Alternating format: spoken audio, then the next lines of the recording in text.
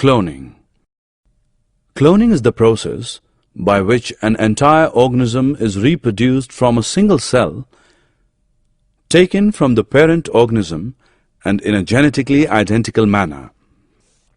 This means the cloned animal is an exact duplicate in every way of its parent. Cloning happens quite frequently in nature.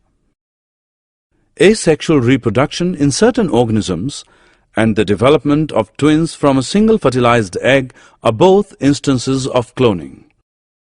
With the advancement of biological technology, it is now possible to artificially recreate the process of cloning.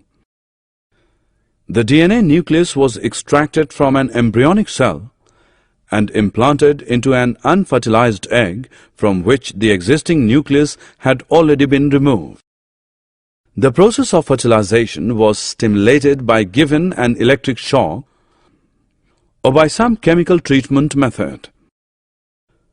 The cells that developed from this artificially induced union were then implanted into host mothers. The cloned animal that resulted had a genetic makeup exactly identical to the genetic makeup of the original cell. Since Dolly, of course, it is now possible to create clones from non-embryonic cells.